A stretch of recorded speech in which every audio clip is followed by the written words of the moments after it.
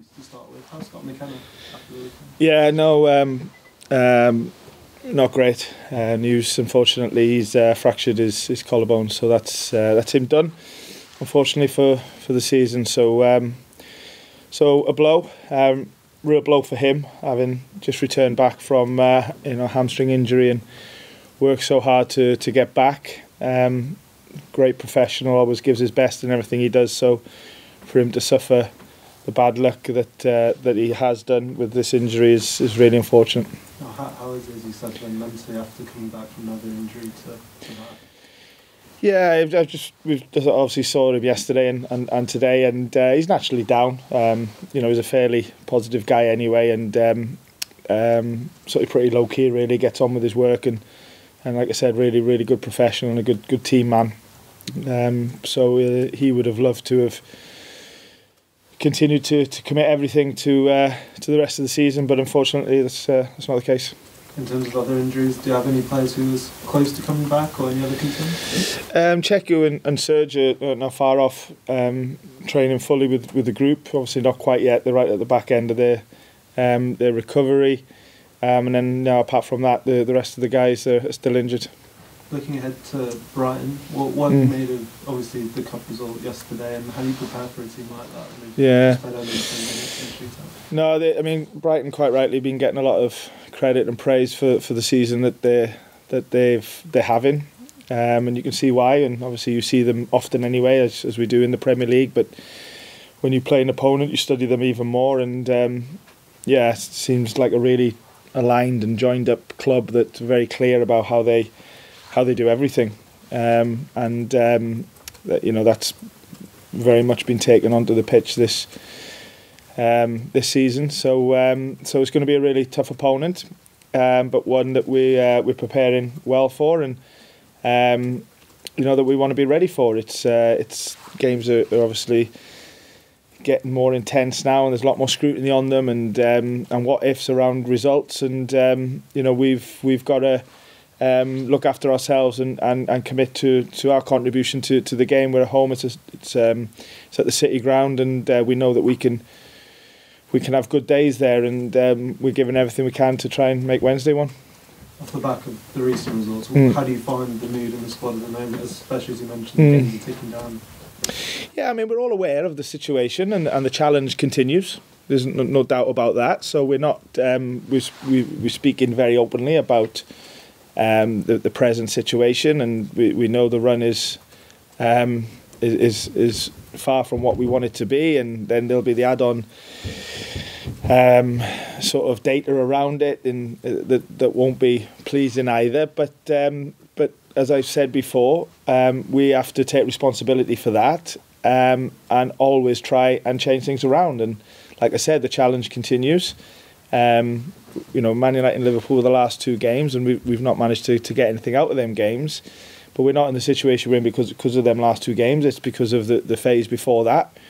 But we've got to keep looking forward. We've got to keep doing whatever it takes on a day-by-day basis to give our best and to be at our best in the next games, because there still is games to play, and we're right in amongst a group that are in a similar situation, and things can quickly change, but we've got to make sure that we make that happen.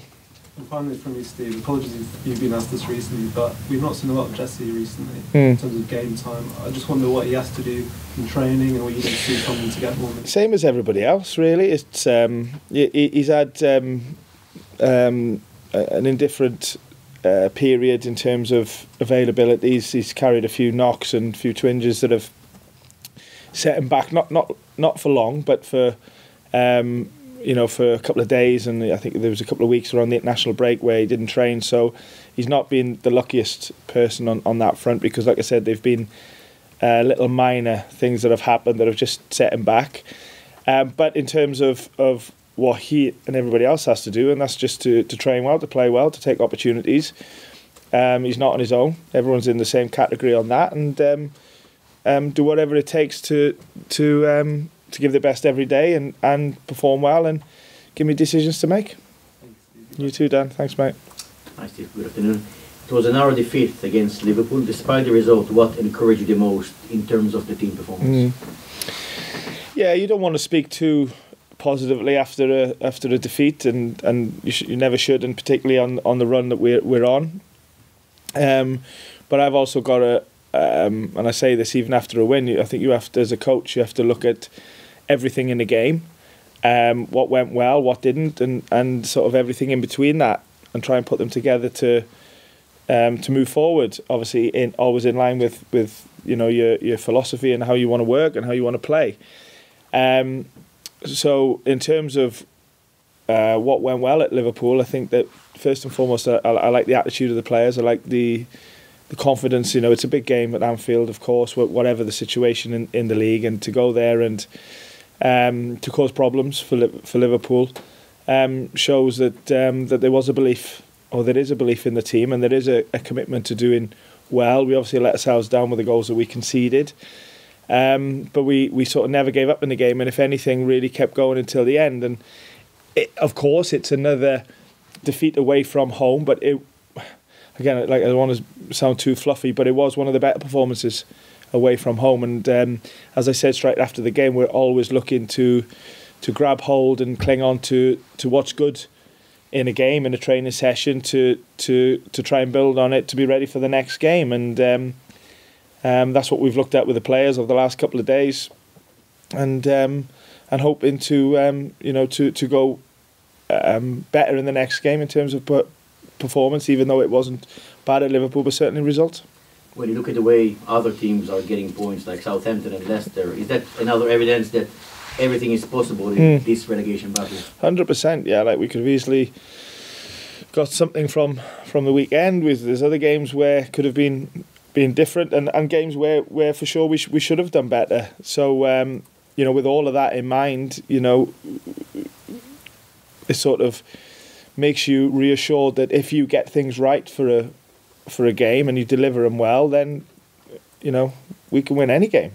And we've got to keep believing in that, because as I said on many occasions, if we ever lose belief in that, if we ever lose a trust in that we can do that, then they will never happen. So we've got to keep going. Of course, we need to do better. Of course, loads of things we need to do better. But unless we believe that we can improve and that we can get the right results, then we have no chance. A lot of discussions about the pressure of relegation battles from the club, fans and players' point of view, but how do you find dealing with it from your personal perspective as a manager? Well, I don't think about my personal perspective. I always think about what's right for the team and the club.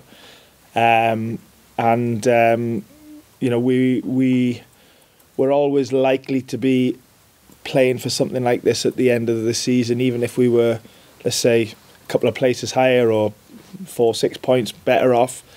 There still would have been a fairly similar situation, but we are playing catch up a little bit. There's no doubt about that. I think for me, always in these situations, you have to use the situation as motivation, and ours at the moment is to pick up more points than what we get in and try and improve the league position. But as I said, what's important is that you focus on the controllables, you control the controllables. And today, for example, the only thing that we can do is train well, is prepare well, is do everything off the pitch well that's required to be professional, and that's the only thing we can influence today, and we don't need to look too far ahead. We don't need to think about things out of our control. We just need to concentrate, like I said, in what we're in control of. And I think it's my job to really drive that to the players, myself, the staff, to ensure that happens. What do you think would be the key, from your point of view, in order to try and stop Brighton on Wednesday? Well, everything really, in terms of our own performance. For sure, Brighton, I've already said, have been excellent this year and deserve every bit of credit that they get in, rightly so. And because of that, because they become a really tough opponent in a particular way because of how they play. But we have to really back ourselves. We have to really believe that we're at home, under lights, city ground. We've shown that we can put in really good performances and we can get the right results. Obviously not for a long while now, or feels a long while, but we're more than capable of it. And we've got to really believe in ourselves in terms of doing that, and that's where our focus is. Thank you. Hi, Steve. Jake, right? Yeah, good, thank you. Just a couple of follow-ups from myself, more than just a final one on Liverpool, really. Of course, we spoke last week about that belief and that you'd seen it on the training ground, that you want to see it more on match days. Did you get the sense that you saw more of that at Anfield on Saturday? Well, we did on that day, for sure. And like I said, it's you don't want to speak too positively about a game that you lose, but it was one of our better away performances. There's no doubt about that.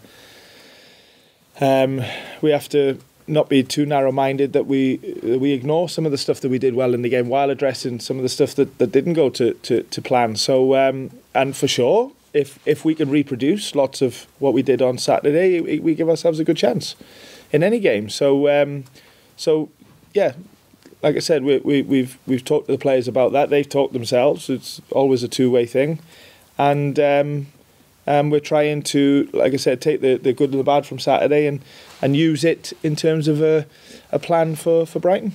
You mentioned about Brighton having that certain way of playing. What will you need to do well to come away from Wednesday with a result? Lots of things.